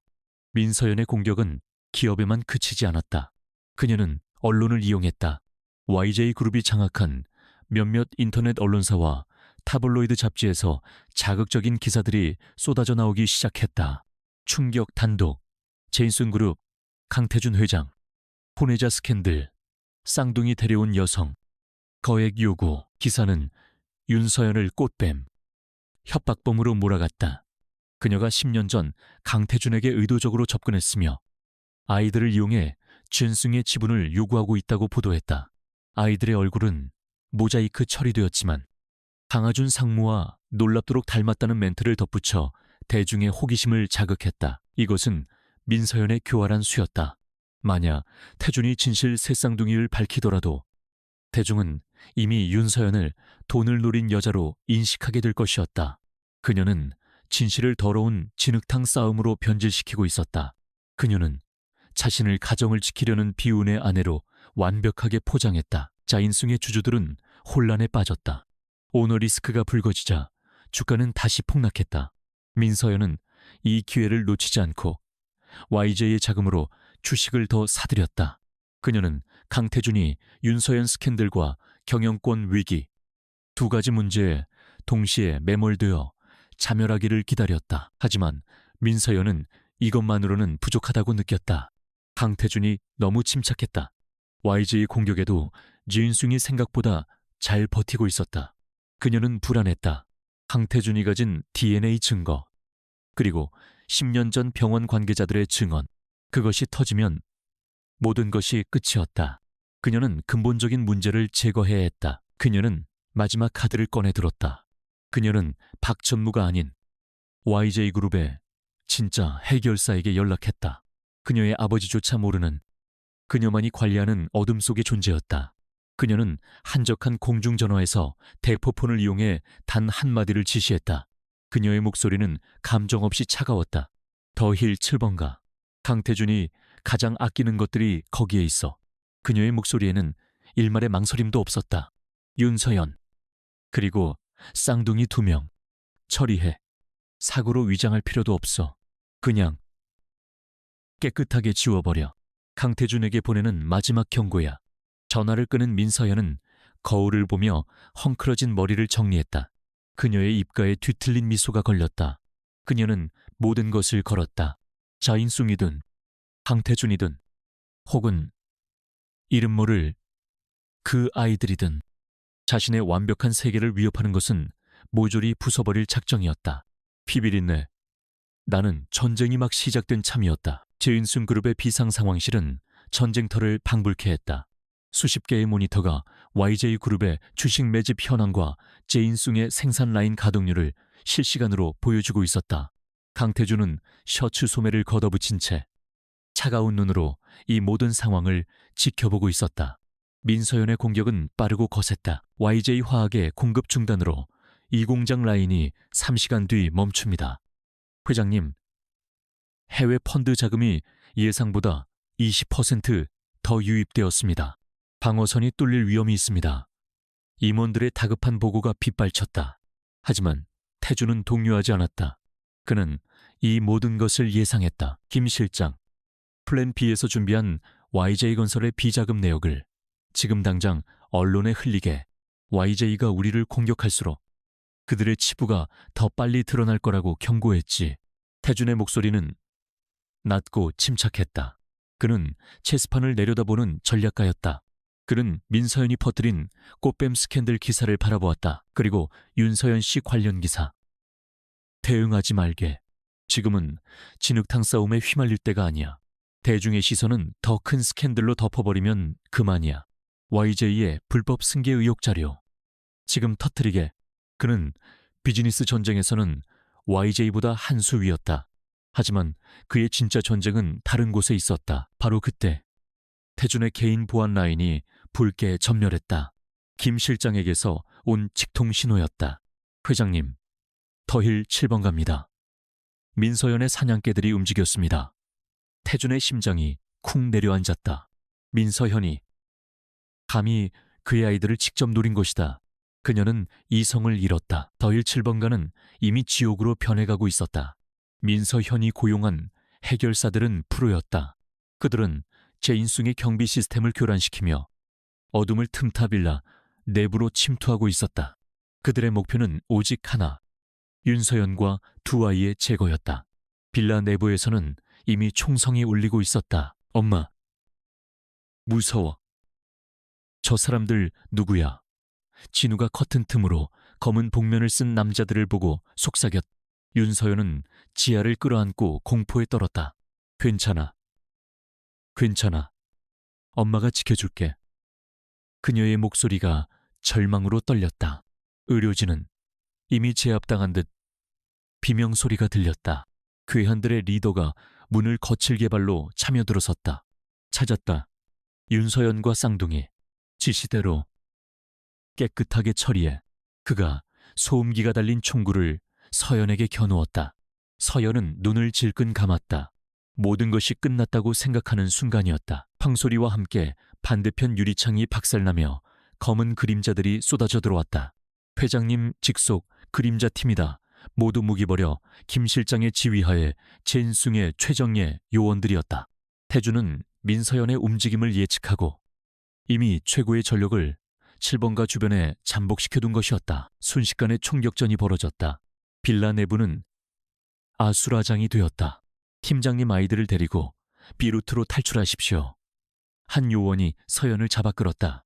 서연은 지아를 안고 진우의 손을 잡은 채 총알이 빗발치는 것이를 가로질러 비밀 통로로 향했다. 놓치지 마라. 전연과 아이들을 잡아 민서연의 해결사들이 그들을 맹렬히 뒤쫓았다. 빌라의 지하 주차장에서 격렬한 차량 추격전이 시작되었다. 그림자팀의 방탄벤이 서연과 아이들을 태우고 미친 듯이 도로로 뛰쳐나갔고 2대의 검은색 세단이 그 뒤를 바짝 쫓았다. 태주는 비상 상황실에서 이 모든 상황을 실시간으로 보고받고 있었다. 한쪽 모니터에는 진숭의 주가가, 다른 쪽 모니터에는 7번가에서 벌어지는 추격전의 GPS 화면이 떠 있었다. 그의 얼굴은 감정을 읽을 수 없을 만큼 굳어 있었다. 그는 2개의 전쟁을 동시에 치르고 있었다. 김 실장, 아이들의 안전이 최우선일세. 제2 안전가옥. 아니, 거기도 위험해. 제2인숭병원 최상층. 내 개인 연구실로 즉시 이동하게. 그곳은 나 외에는 아무도 접근할 수 없어. 그는 동시에 재무팀을 향해 외쳤다. 그의 목소리는 쩌렁쩌렁 울렸. 지금이다. YJ가 우리 주식을 매집하는 데 쓴 해외 펀드. 그 펀드가 YJ의 불법 비자금 세탁 창구라는 증거자료. 지금 즉시 금감원에 넘겨 YJ가 제인숭을 공격하기 위해 사용한 총알이 이제 그들의 심장을 겨누는 총알이 될 터였다. 시장은 즉각 반응했다. 금융감독원이 YJ그룹에 대한 특별조사에 착수했다는 뉴스가 속보로 터져나왔다. YJ의 주가가 폭락하기 시작했고 진승의 경영권을 위협하던 자금줄이 순식간에 막혀버렸다. 민 회장은 뒤통수를 맞은 듯한 충격에 휩싸였다. 같은 시각 서울 도심의 추격전도 막바지에 이르렀다. 그림자팀의 배는 진숭병원 지하의 비밀 통로로 진입했다. 그들을 뒤쫓던 검은 세단들은 제인숭의 보안 시스템에 막혀 진입에 실패하고 현장에서 대기하고 있던 경찰 병력에게 포위되었다. 태준이 미리 깔아둔 덫이었다. 벤이 멈추고 서연은 거의 실신 직전의 상태로 아이들을 데리고 내렸다. 그들은 최고 보안 등급의 엘리베이터를 타고 유전자 분석 연구실이 있던 최상층으로 옮겨졌다. 그곳은 병원인 동시에 철옹성이었다. 태준이 미리 준비해둔 아이들을 위한 마지막 보루였다. 새벽이 되어서야 태준이 병원에 도착했다. 그는 YJ의 1차 공격을 막아내고 겨우 숨을 돌릴 틈을 얻었다. 그는 연구실 문을 열고 들어섰다. 서연은 잠든 아이들을 지키며 뜬 눈으로 밤을 새운 채 그를 기다리고 있었다. 그녀의 눈은 공포로 붉게 충혈되어 있었다. 괜찮소? 태준이 물었다. 그의 목소리는 지쳐 있었지만 결의에 차 있었다. 서연은 고개를 끄덕였다. 그녀는 처음으로 태준에게서 증오가 아닌 동지애와 비슷한 감정을 느꼈다. 그는 적어도 자신의 아이들을 지키기 위해 모든 것을 걸고 있었다. 민서현이 우리를 죽이려 했어요. 서연의 목소리가 떨렸다. 알고 있소. 태준이 짧게 대답했다. 그는 잠든 지아의 이마를 조심스럽게 쓸었다. 아이의 숨결이 너무나도 약했다. 그는 옆방의 연구실장에게 시선을 돌렸다. 연구실장. 골수검사 결과는 연구실장이 긴급 보고서를 들고 다가왔다. 그의 얼굴에는 피로감과 함께 경이로움이 서려 있었다. 기적입니다. 회장님, 하준 도련님과 지아 양의 HLA 조직적 합성 항원과 100% 일치합니다. 당장이라도 이식이 가능합니다. 태준과 서연의 눈이 마주쳤다. 지옥 같은 밤이 지나고 마침내 한 줄기 빛이 보이고 있었다. 지아를 살릴 수 있는 유일한 희망. 하지만 그 희망은 또 다른 전쟁의 시작을 의미했다. 하준이를 민서연의 소나귀에서 데려와야 했. 붙잡힌 놈들은 어떻게 됐나? 태준이 김 실장에게 물었다. 입을 굳게 다물고 있습니다. 하지만 신원 확인 결과 YJ와는 무관한 제3의 용병 조직입니다. 민서연 개인이 고용한 자들입니다. 그녀의 아버지는 이 사실을 모르는 듯합니다. 태준은 이를 갈았다. 민서연은 자신의 아버지조차 속이며 이 모든 일을 버렸. 이제 그녀에게 남은 카드는 없어. YJ는 금감원 조사로 정신이 없을 테고 이제 우리가 반격할 차례여. 하준이를, 내 아들을 되찾아와야겠소. YJ그룹에 대한 금융감독원의 조사가 시작되고 자인순그룹의 주가는 기적적으로 방어에 성공했다. 강태준은 숨 돌릴 틈도 없이 다음 단계를 준비했다. 그는 진순그룹 펜트하우스의 서재로 YJ그룹의 민 회장을 호출했다. 긴급 가족회의라는 명목이었지만 이것은 사실상 마지막 심판을 위한 자리였다. 민 회장은 분노에 찬 얼굴로 들어섰. 그는 자신의 딸이 저지른 무모한 공격이 실패하고 오히려 YJ그룹 전체를 위기로 몰아넣은 것에 대해 강태준에게 따질 생각이었다. 그의 뒤로 헬쑥해진 민서현이 따라 들어왔다. 그녀는 애써 태어난 척했지만 불안감에 손톱을 물어뜯고 있었다. 강 회장, 이게 다 무슨 짓인가?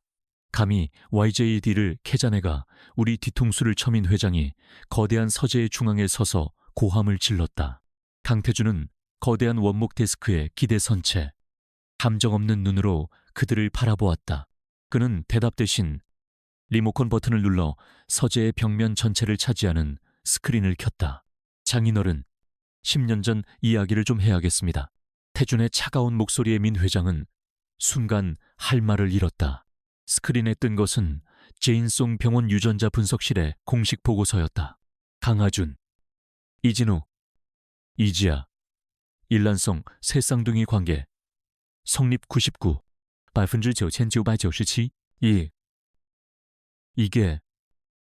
이게 다 뭐야? 민서현이 먼저 비명을 질렀다. 조작이야. 당신이 저천한 것들하고 짜고 날 모함하는 거야. 민 회장의 눈은 믿을 수 없다는 듯 스크린에 고정되었다.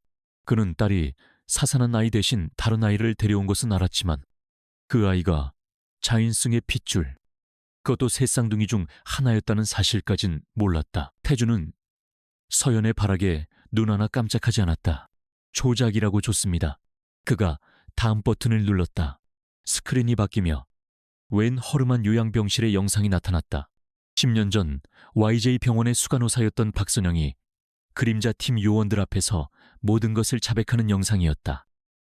그날 밤 민서연 사모님은 아이를 사산하셨어요. 이미 숨이 멎은 상태였죠. 그런데 사모님께서 제 손을 붙잡고 어떻게든 아이를 구하라고, 제인송의 후계자가 없으면 모든 게 끝장이라고, 50억을 제 계좌로.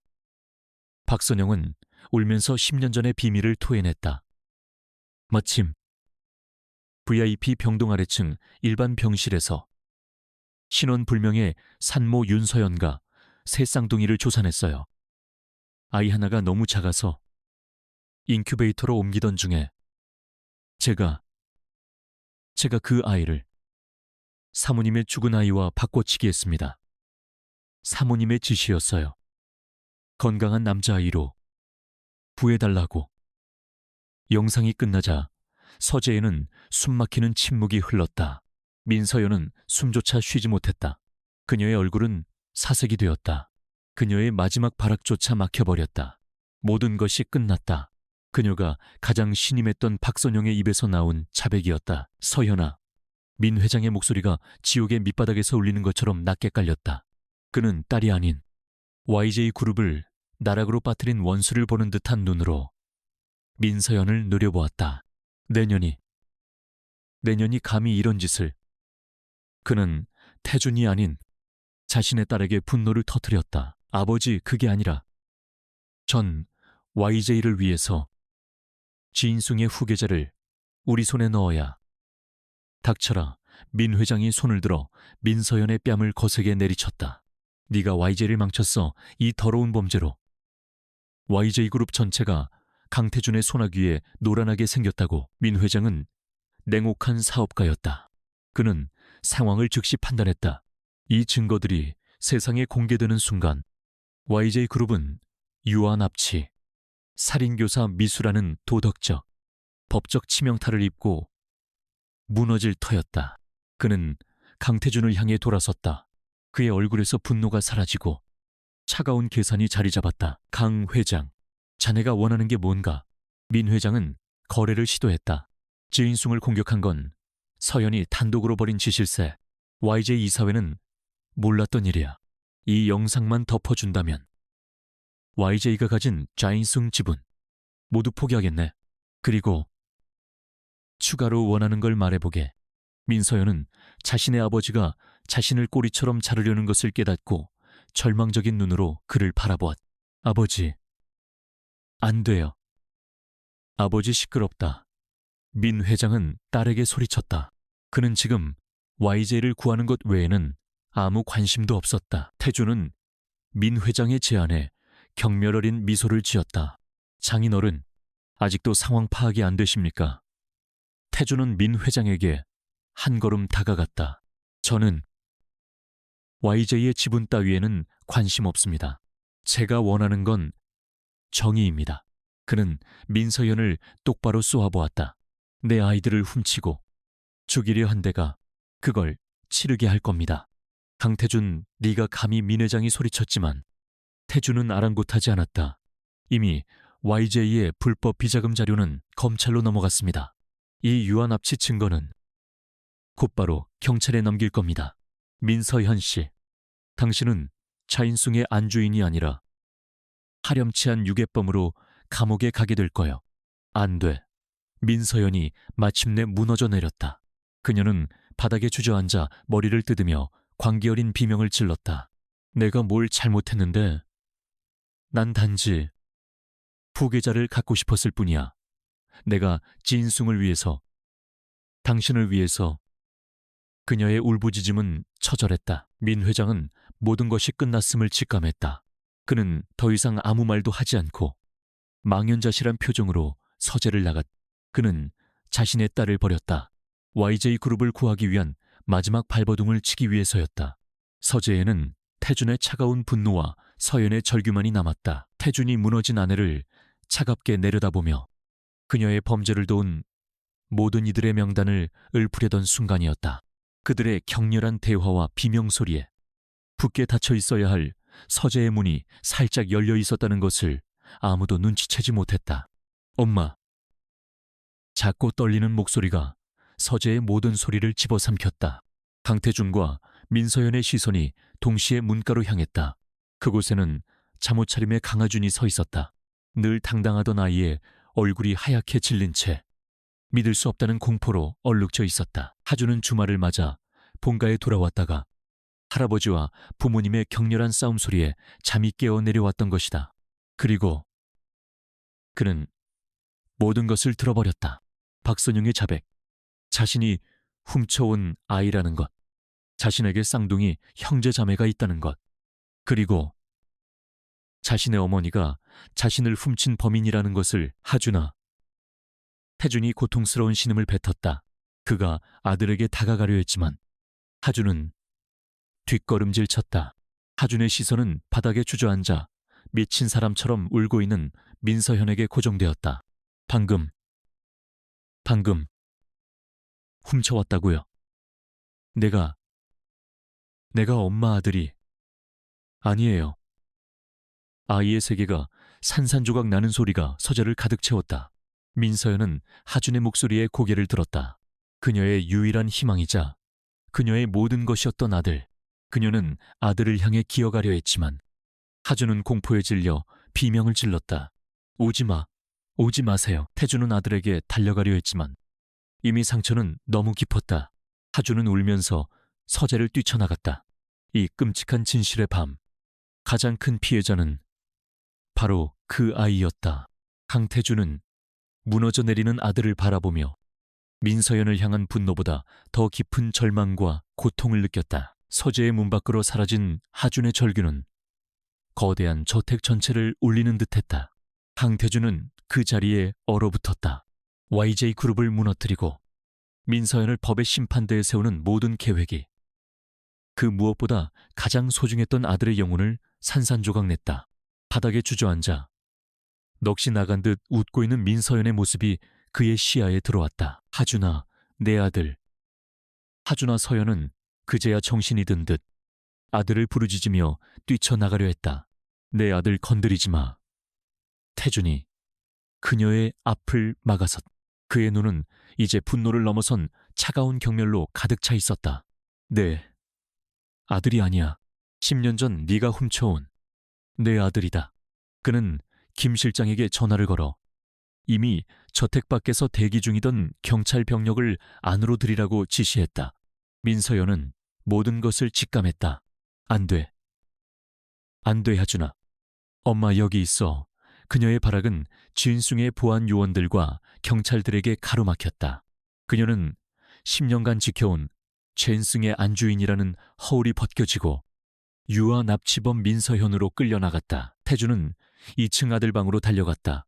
문은 굳게 잠겨 있었다. 하준아, 아빠다. 문 좀 열어봐. 하준아 안에서는 아무 소리도 들리지 않았다. 절망적인 침묵. 태주는 결국 비상키로 문을 열고 들어갔다. 하준은 침대 구석에 몸을 웅크린 채 귀를 막고 있었다. 아이는 격렬하게 떨고 있었지만 울음소리조차 내지 않았. 태주는 아들을 안으려 했지만 하준은 비명을 지르며 그를 밀어냈다. 만지지 마세요. 다 거짓말쟁이들이야. 가짜 엄마, 가짜 아빠. 전부 다 아이의 외침은 태준의 심장을 찔렀다. 그는 아들이 이 충격적인 진실을 받아들일 시간이 필요하다는 것을 깨달았다. 하지만 그들에게는 시간이 없었다. 지아가 죽어가고 있었다. 다음 날 아침, 태준은 영혼이 빠져나간 인형처럼 멍한 하준을 데리고 제인숭 병원의 최상층 보안병동으로 향했다. 하준은 억지로 끌려왔지만 그 어떤 저항도 하지 않았. 그저 텅 빈 눈으로 앞만 바라볼 뿐이었다. 병실 복도 끝에서 윤서연과 이진우가 그들을 기다리고 있었다. 서연은 10년 만에 되찾은 아들의 모습을 보고 달려가려 했지만 태준의 눈짓에 걸음을 멈췄다. 하준의 눈은 서연에게 아무런 감정도 담지 않았. 그저 낯선 사람 혹은 자신의 가정을 파괴한 원흉을 보는 듯한 차가운 시선이었다. 서연은 가슴이 미어지는 것을 느끼며 뒷걸음질 쳤다. 태준은 하준을 이끌고 무균실 유리 앞으로 갔다. 유리 너머에는 산소 호흡기에 의지한 채 가쁜 숨을 몰아쉬는 지아가 누워 있었다. 하준의 텅 빈 눈동자가 처음으로 희미하게 흔들렸다. 하준아, 태준이 아들의 어깨를 잡았다. 이 아이가 이지아야. 네, 동생이다. 하준은 아무 말도 하지 않았다. 태준은 무릎을 꿇고 아들과 눈높이를 맞췄다. 그의 목소리는 죄책감과 절박함으로 잠겨 있었다. 지아가 아주 많이 아파. 네가 아니면 살 수 없어. 어젯밤 네가 들은 모든 건 끔찍한 사실이다. 하지만 지금은 네 동생을 살려야 해. 하준은 태준을 바라보다가 다시 유리 너머의 지아를 바라보았다. 자신과 똑같이 생긴 하지만 죽어가고 있는 여자아이. 그는 입술을 깨물었다. 내가 저 아이를 살리면 엄마는 아니 그 아줌마는 돌아와요. 아이의 첫 마디는 원망이었다. 태준은 눈을 감았다. 아니, 그는 정직하게 대답했다. 그녀는 민서연은 큰 죄를 지었어. 죗값을 치러야 해. 하준의 눈에서 마침내 눈물이 흘러내렸다. 10년간의 세계가 무너진 아이의 절망적인 눈물이었다. 하지만 그는 고개를 끄덕였다. 할게요. 골수이식 수술은 즉시 준비되었다. 하준은 수술실로 들어가는 내내 한마디도 하지 않았다. 태준과 서연은 수술실 앞의 차가운 복도에서 몇 시간이고 이어지는 기다림을 견뎌야 했다. 두 사람 사이에는 아무 대화도 오가지 않았지만 같은 아이들을 향한 처절한 부모의 마음만이 공간을 채웠다. 마침내 수술실 문이 열리고 집도이가 피곤한 얼굴로 나왔다. 수술은 성공적이었습니다. 그 한마디에 태준은 주저앉을 뻔했고 서연은 바닥에 주저앉아 소리 없이 오열했다. 하준의 골수가 지아의 몸속으로 무사히 옮겨졌. 새로운 생명이 시작되는 순간이었다. 민서현에 대한 재판은 일사천리로 진행되었다. 유아, 납치, 담금, 살인교사, 미수. 그녀의 범죄는 YJ그룹의 몰락과 함께 연일 신문 일면을 장식했다. 민 회장은 딸을 버리고 YJ를 살리려 했지만 불법 비자금과 정경유착의 증거 앞에 결국 회장직에서 물러나야 했다. 민서연은 재판 내내 광기 어린 모습을 보이며 자신의 결백을 주장했지만 박선영의 자백과 DNA 증거 앞에 무너졌다. 그녀는 모든 것을 잃었다. YJ의 후광, 제인숭의 재산, 그리고 아들 하준. 그녀는 무기징역에 가까운 중형을 선고받고 법정에서 끌려나갔다. 그로부터 6개월이 흘렀다. 차인숭 그룹은 YJ의 위기에서 완전히 벗어나 강태준의 확고한 리더십 아래 안정을 되찾았다. 하지만 태준은 더 이상 차가운 CEO가 아니었다. 그는 서울의 저택이 아닌 바다가 보이는 한적한 별장에서 대부분의 시간을 보냈다. 그곳에는 윤서연과 새 아이가 함께 있었다. 지아는 기적처럼 건강을 회복했다. 창백했던 아이는 이제 햇볕에 그을린 건강한 얼굴로 쌍둥이 오빠 진우와 함께 잔디밭을 뛰어다니고 있었다. 진우는 여전히 수줍음이 많았지만 동생을 챙기는 듬직한 모습을 보였다. 문제는 하준이었다. 하준은 여전히 말이 없었다. 그는 서연을 엄마라고 부르지 않았다. 태준에게도 필요할 때 외에는 말을 걸지 않았다. 아이는 대부분의 시간을 방 안에서 책을 읽거나 멀찍이서 동생들이 노는 것을 지켜볼 뿐이었다. 10년간의 기억은 아이에게 깊은 상처를 남겼다. 서연은 하준에게 섣불리 다가가지 않았다. 그녀는 그저 매일 정성껏 식사를 준비하고 조용히 아이의 방을 정돈해줄 뿐이었다. 10년 만에 찾은 아들에게 엄마라고 불리지 못하는 고통은 컸지만 그녀는 하준이 스스로 마음의 문을 열 때까지 기다리기로 했다. 어느 날 오후 하준이 테라스의 벤치에 앉아 책을 읽고 있었다. 그때 지아와 진우가 축구공을 가지고 다가왔다. 형아. 같이 놀래 진우가 작은 목소리로 물었다. 하준은 고개도 들지 않았다. 진우가 머뭇거리자 지아가 당돌하게 하준의 무릎 위에 있던 책을 툭 쳤다. 오빠같이 놀자. 오빠가 골키퍼이지 않은 자신이 구한 생명의 은인에게 스스럼이 없었. 하준은 귀찮다는 듯 인상을 썼지만 지아는 막무가내로 그의 손을 잡아 끌었다. 빨리, 해가 지잖아. 하준은 마지못해 자리에서 일어났. 그는 어설프게 골대 앞에 섰다. 진우가 창공이 하준의 옆으로 굴러갔다. 에이, 재미없어. 지아가 투덜댔다. 하준은 잠시 망설이다가 공을 주어 다시 진우에게 굴려주었다. 다시 해봐. 그의 작은 목소리였다. 진우의 얼굴이 환해졌. 태준은 그 모습을 서재의 창문 너머로 지켜보고 있었다. 그의 곁에는 서연이 다가와 조용히 섰다. 새아이가 어설프게 공을 차며 웃고 있었다. 완벽한 행복은 아니었다. 하준의 마음에는 여전히 깊은 상처가 남아 있었고 서연은 잃어버린 10년을, 태준은 자신이 저지른 과거의 실수를 안고 살아가야 했다. 하지만 그것은 분명 새로운 시작이었다. 태준은 서연의 손을 조용히 잡았다. 그녀는 놀란 듯 그를 바라보았지만 손을 빼지 않았다. 그들의 시선은 다시 잔디밭 위의 새 아이에게로 향했다.